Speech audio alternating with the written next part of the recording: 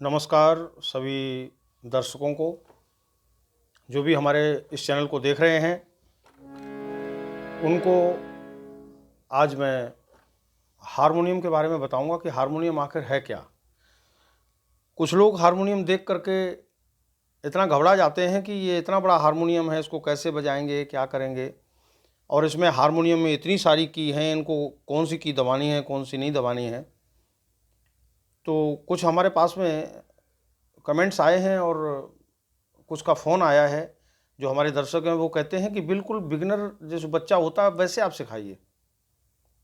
तो आइए आज हम आपको विद नोटेशन लिख कर के हमने आप लोगों के लिए मेहनत की है, पेपर पर नोटेशन बनाई है और नोटेशन बना करके जिस तरह से लिखेंगे, जितने भी हम आपको गाने सिखाएंगे या सरगम सिखाएंगे, जो भी हम आपको बताएंगे वो सारा का सारा आपको लिख करके बताएंगे।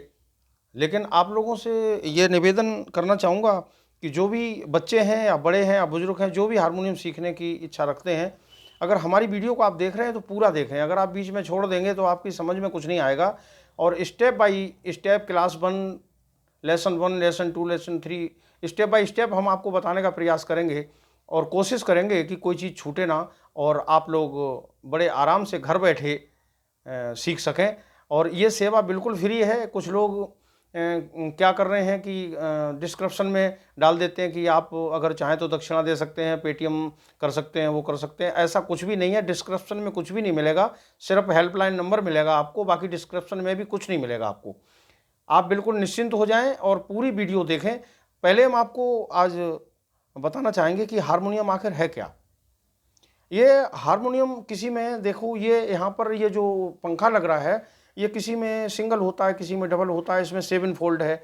तो ये क्वालिटी के ऊपर है, जैसा हारमोनियम होता है वैसे इसमें सिंगल पंखा, डबल पंखा या भाती भी बोलते हैं इसको, तो ये होता है। ये हवा भरने के लिए होता है। ये हवा जब इसके अंदर जाती है तो हम ये जब स्टॉपर खोलते हैं, आप देखो यहाँ पर ये लट्टू लगे हुए हैं नीचे, मैं आपको दिखाना चाहूँगा। देखिए ये स्टॉप लगे हुए हैं, ये स्टॉपर जो है इनको हम खोलते हैं तो हवा ऊपर आती है। जैसे हमने ये स्टॉपर खोल दिए हैं और इसको हम हवा दे रहे हैं, तो जब हम इसको बजाएंगे तो ये हवा अंदर जाकर के ऊपर आती है और इसको जो है जब हम हवा इसको चलाते रहते हैं तो इस हवा से ये इसमें जो स्वर लगे हुए हैं वो बोलते हैं। दूसरे, इतना बड़ा हारमोनियम, इतने सारे स्वर हैं, तो चाहे ये बड़ा कितना भी हो जाए लेकिन स्वर वही रहेंगे जो हम आपको बताएंगे, क्योंकि स्वर 7 होते हैं और 7 से फिर 12 स्वर बनते हैं। तो मेरा निवेदन ये है कि चाहे वीडियो ये कितनी भी बड़ी बन जाए, लेकिन चाहे हम हफ्ते में एक ही वीडियो डाल पाएँ आपके लिए, लेकिन मैं ये चाहता हूँ कि जो भी बच्चे या जो भी बड़े या बुजुर्ग जो भी हैं, सब हमारे जो भी दर्शक हैं सब सम्माननीय हैं, आदरणीय हैं, और जो भी ये देखना चाहें वो तरीके से सीखें। और मैं आपको गारंटी तो नहीं दे सकता, लेकिन पूरा मुझे ये अपने ऊपर विश्वास है और माता रानी का आशीर्वाद है कि मैं ये चाहूँगा कि आप ज़्यादा से ज़्यादा 3 महीने 90 दिनों में आप स्वयं गाना निकालना, जो मैं नोटेशन में दूंगा वो आप गाना निकालना सीख जाएंगे। तो आइए सबसे पहले हम आपको बताते हैं कि इस हारमोनियम में जो है वो सुर की व्यवस्था क्या है, हम आपको बताना चाहेंगे। आइए सबसे पहले तो ये हम आपके लिए जो ये लाए हैं नोटेशन, ये आप इसको आप लिख लें, क्योंकि इसको अगर नहीं लिखते हैं तो आप एक काम और कर सकते हैं, आप इसको स्क्रीनशॉट ले सकते हैं। स्क्रीनशॉट लेकर के और आप जो है इसको अपनी कॉपी में या रजिस्टर में आप इसको लिखिए और लिख करके जिस तरह से मैं बताना चाहूँगा, मैंने आपको इसमें जो लिख करके दिया है, सबसे पहले ये देखिए, और इसमें हमने आपको ऊपर सबसे पहले दिया कि 7 सुरों के पूरे नाम। 7 जो स्वर हैं, सा रे गा मा पा धा नी सा, ये इसके शॉर्ट नेम है, यानी बहुत संक्षिप्त नाम है।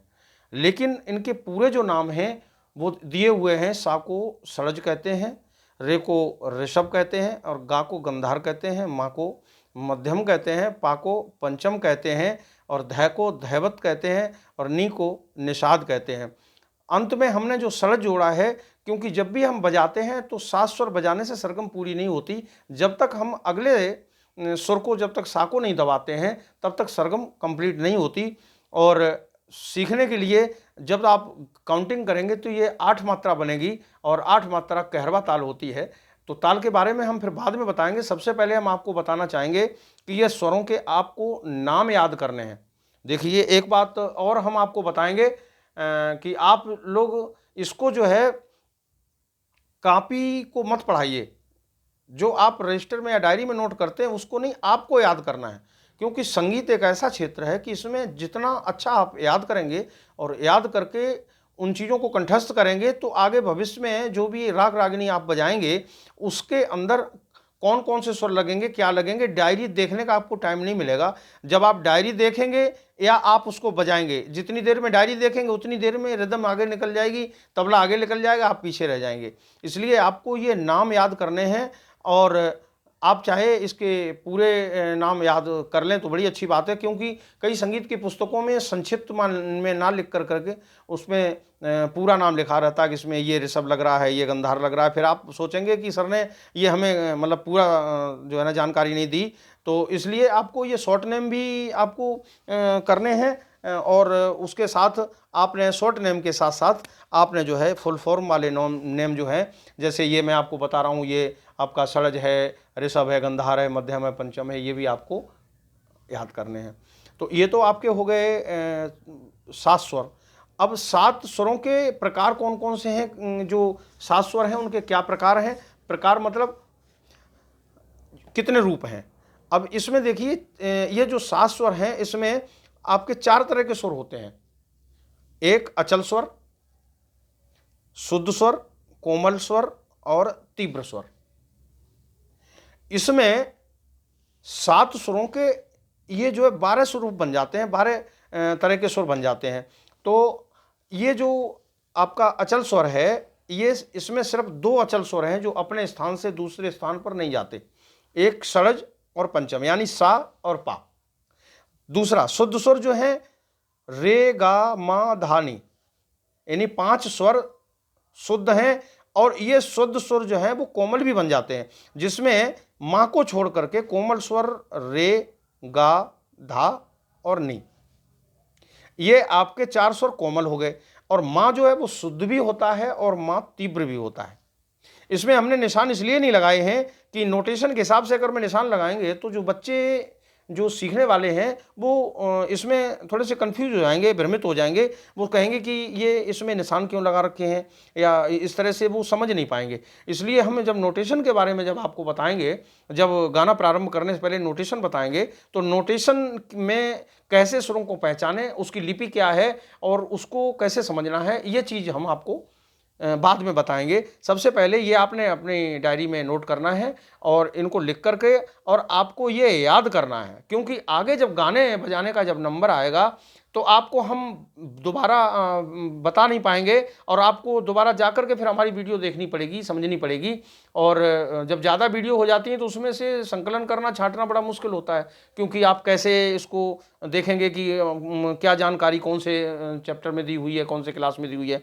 तो इसमें जो है ये आपको याद करने हैं। और अगर आप संगीत सीखना चाहते हैं तो मेहनत आपको करनी पड़ेगी। संगीत में मेहनत बहुत है। जितनी आपकी मेमोरी पावर, आपकी याददाश्त जितनी आपकी अच्छी है, उतने ही आप संगीत सीख सकते हैं। आगे जाकर के जब ताने वगैरह याद करने का नंबर आता है तो वहाँ पर स्टूडेंट जो अगर 100 सीखना शुरू करते हैं तो उसमें 5 बचते हैं, 95 बैठ जाते हैं। क्यों? संगीत में दिखने में तो बहुत आसान लगता है कि बहुत ही आसान है, इसको हम कर लेंगे, लेकिन सीखने के लिए बहुत मेहनत चाहिए। और हमें ये पूर्ण विश्वास है आप लोगों के ऊपर कि आप लोग जो है मेहनत करेंगे और इनको याद करेंगे। अब ये जो हमने आपको बताए हैं षडज और पंचम, सा और पा, ये आपके हो गए अचल स्वर। और ये शुद्ध स्वर 5 हो गए, कोमल 5 हो गए और एक आपका तीव्र हो गया। तो ये हो गया 5 और 5 10 और 5 और 4 9 और 2 11 और 1 12। ये आपके 12 हो गए। कैसे बने हैं देखो, मैंने लिखा है नीचे और भी आसान करने के लिए। 7 स्वरों में 12 स्वर कैसे बनते हैं? सापा अचल 2, रे गा मा धानी शुद्ध 5, रे गा धानी ये कोमल भी होते हैं, ये 4, और माँ आपका तीव्र 1, यानी 12 स्वर हो जाते हैं। ठीक है, ये 12 स्वर। अब हम आपको ये, अब मैं पेपर हटा रहा हूं यहां से और आप इसका स्क्रीनशॉट ले लें और मैं आपको अब हारमोनियम में बताता हूं। देखिए, ये हारमोनियम का जो प्रारंभ है वो यहां से हुआ है। जब आप कोई भी पीछे भी अगर आप जाएंगे तो पीछे का भी जो स्वर है वो ये है, लेकिन ये शुद्ध स्वर नहीं है, शुद्ध स्वर ये है।